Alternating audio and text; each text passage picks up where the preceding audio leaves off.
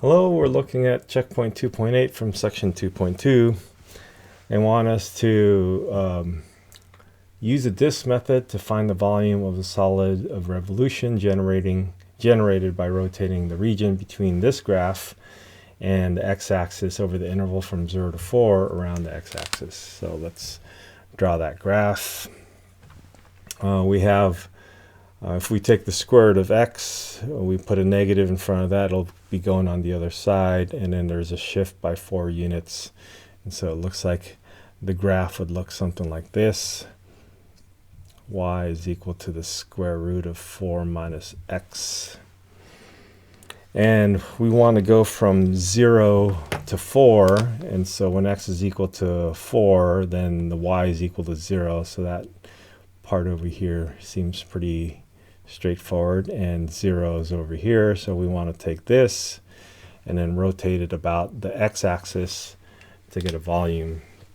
Now when you do that rotation, let's redraw the x-axis here, or the x and y-axis, and let's draw this. And so when we do that rotation,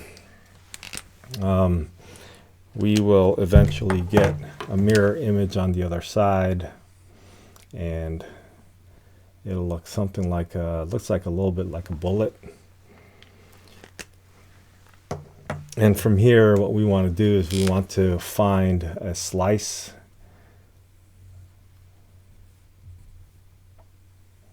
a disk, and so that disk over here, we'll look at it kind of head on, so it looks like a circle. And each of these slices that we make will be circular disk, and then you multiply by the thickness of delta x, and you're really looking for the area times delta x is the volume, and then you'll add them all up, and the Riemann sum will become the integral. All right, we do have to figure out what this area is though, and so the area is going to be, it's a circle, so it's pi r squared. So whenever you do a rotation, then there's going to be circles involved. So you'll either get a whole disk like this, or a disk with a hole in it, which they call a washer. All right, now we want to relate our area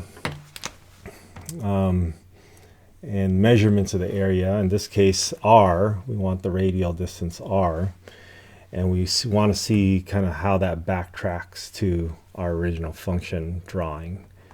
So it's good that you should be able to draw the two-dimensional figure, and once you draw the two-dimensional figure, be able to come up with finding that finding the measurement that you need. So this is the radial measurement that we need, which is a y value, and y is equal to this. So this r value that we're looking for, which is this r value that we're looking for, is going to equal to the y value, which is equal to 4 minus x. And now we are able to write our area as a function of x, which is pi square root of 4 minus x quantity squared. It looks like that will just get rid of the square root, which is great. I'll make an easier integral, and let's go ahead and set up our integral. So our volume is equal to the integral from 0 to 4. Those are our limits of integration.